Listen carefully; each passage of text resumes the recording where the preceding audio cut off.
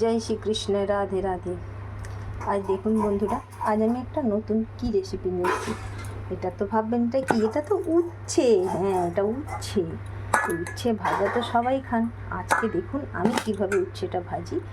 আর এই উচ্ছে ভাজার রেসিপিটা দেখবেন, যারা উচ্ছে খেতে চায় না তারাও কিন্তু দিব্যি খাবে এবং খুব সুন্দরভাবে একেবারে স্বাদ নিয়ে মজা করে খাবে। এটা আমি একটু পকোড়া টাইপের বানাবো। তো দেখুন কীভাবে। এই যে উচ্ছেটা আমি জিরি জিরি করে কেটে নিয়েছি। এরপর আমি এতে সব উপকরণ দিয়ে দেবো। এখানে কড়াইয়ে আমি তেলও বসিয়ে দিয়েছি, দিয়ে দিচ্ছি। এখানে যেহেতু বেসন লবণ দিয়ে দিয়েছি, এটা তেতো এবং বেসন পড়বে, তাই এবার এটাতে আমাকে একটু লবণটা বেশি দিতে হবে। লবণ দিয়ে দিলাম, একটু আমি হলুদ দিয়ে দেবো।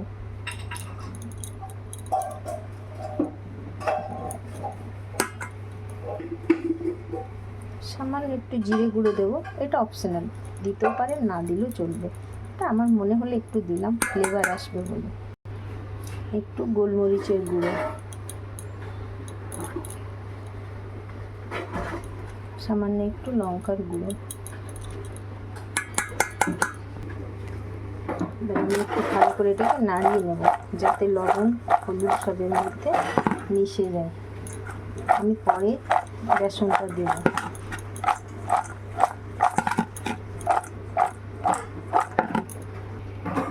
এরপর আমি বেসনটা দিয়ে দেবো।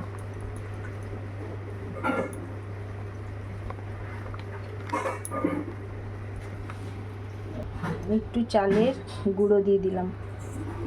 চালের গুঁড়ো দিলে একটু মুচমুচে লাগবে। আর এবার দেখুন সবশেষে আমি কি দিচ্ছি, কর্নফ্লাওয়ার একটু। এটা দিলে বেশ আরও ভালো মুচমুচে স্বাদ হবে।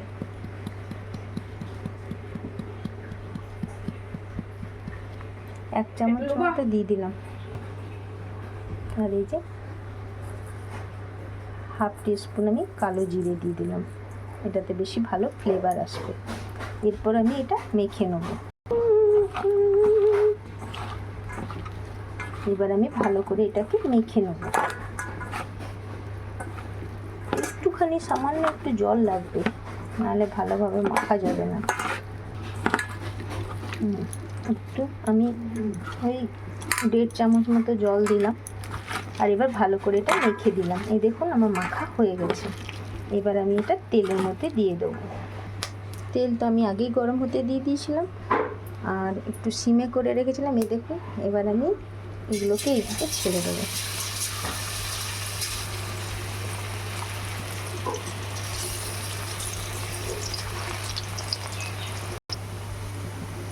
আমার বাবার বাড়ির ওইদিকে আলু এরম কেটে, পেঁয়াজ এরম লম্বা লম্বা কেটে হাতের মধ্যে এরম এরম করে যেমনভাবে আমি করলাটা ফেললাম এইভাবে ফেলে, আর ওইটাকে পকোড়া বলে। আমার এটাও ঠিক সেই করলার পকোড়া, বা উচ্ছে দিয়ে করলে উচ্ছে পকোড়া।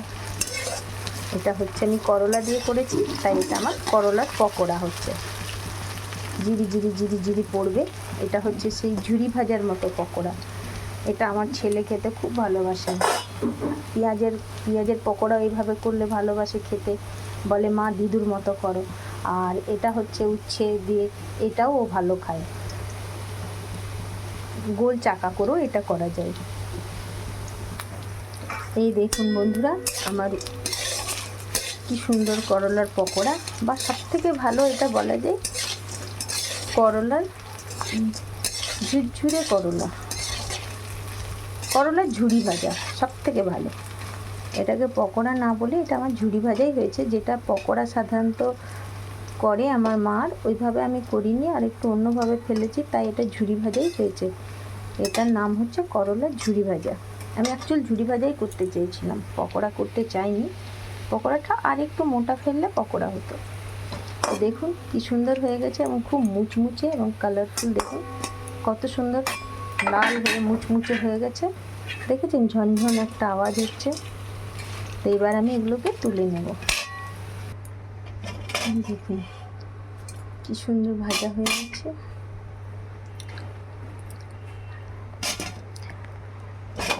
এই দেখুন এইভাবে আমি এবার তুলে নিলাম।